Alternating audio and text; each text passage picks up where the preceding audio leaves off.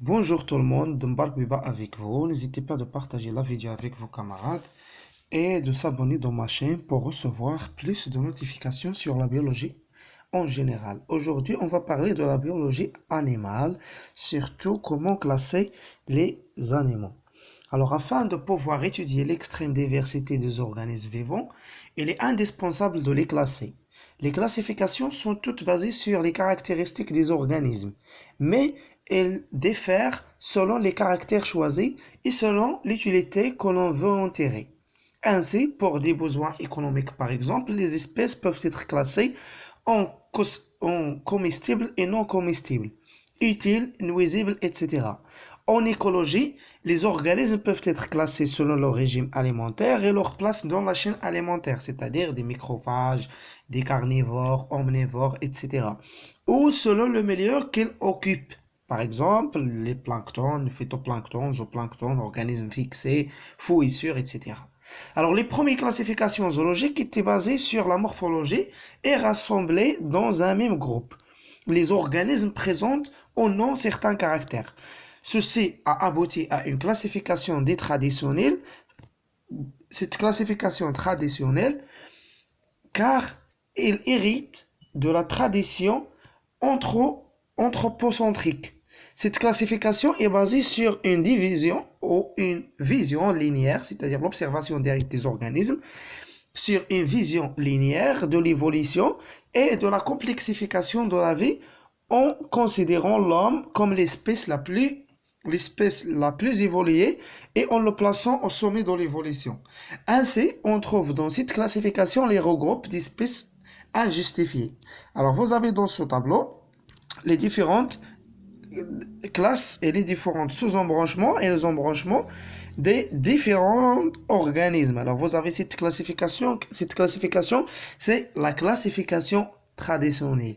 Alors, cette classification est basée sur une division linéaire de l'évolution et de la complexification de la vie en considérant l'homme comme l'espèce la plus évoluée et en le plaçant au sommet de l'évolution.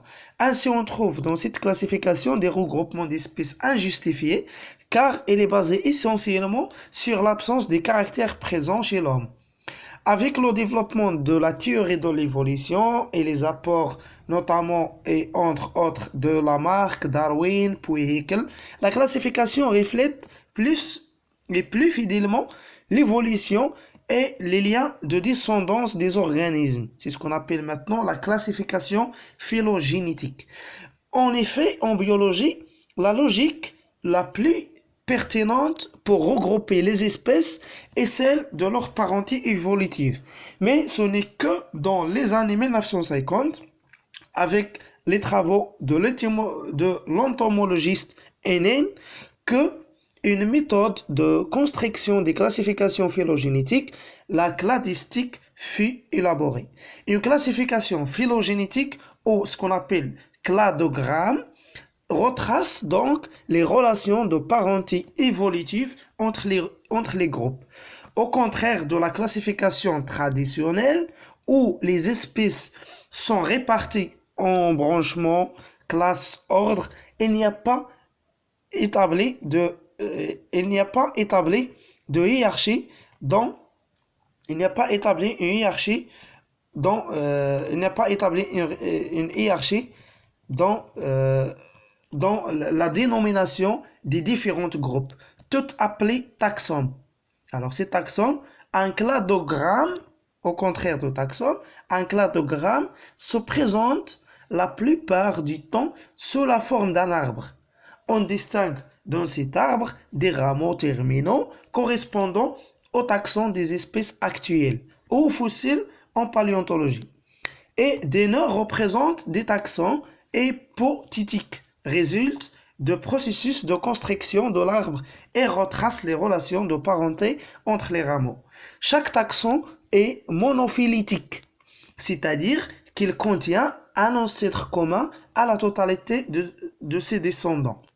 Un cladogramme est orienté explicitement ou implicitement, suivant le temps géologique.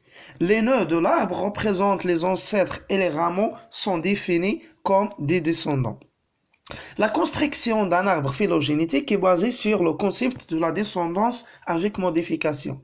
C'est-à-dire deux rameaux sont ainsi reliés au même ancêtre commun car elles ont un descendant en se modifiant au cours de l'évolution. La construction d'un arbre nécessite d'identifier dans les différents rameaux les caractères qui sont identiques car héritent d'un ancêtre commun et indiquant donc un certain degré de parenté. Ces caractères sont appelés des homologies. Au contraire, les caractères semblables, mais acquis de façon indépendante au cours de l'évolution, ne sont pas retenus. Par exemple, de nombreux caractères de scolite indiquant un degré de parenté proche entre les crocodiles et les oiseaux, ce qui permet de les classer ensemble dans une classification phylogénétique, tandis que l'hémiothermie, c'est-à-dire le sang chaud, observé à la fois chez les oiseaux et chez les mammifères, n'est pas une homologie et a été acquis de façon indépendante dans les deux lignées différentes. Les caractères utilisés dans les classifications sont très variés et peuvent être morphologiques, physiologiques ou moléculaires, même métaboliques.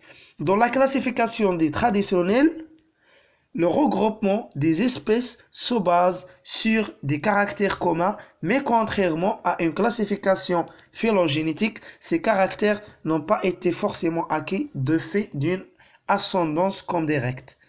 Ainsi, certains caractères sont communs aux deux types de classification, comme par exemple le devenir de blastopores embryonnaires ou la présence de trois feuillets embryonnaires, alors que d'autres comme le xylome ou la métamérie ne le sont pas. Ceci explique que les animaux, dont le plan d'organisation est très différent, peuvent se trouver classés ensemble.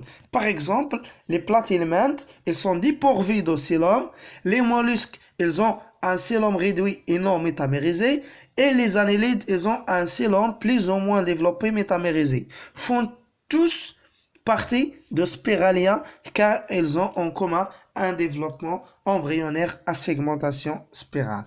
Alors j'espère que vous avez fait la distinction entre la classification traditionnelle et la classification phylogénétique. Au revoir.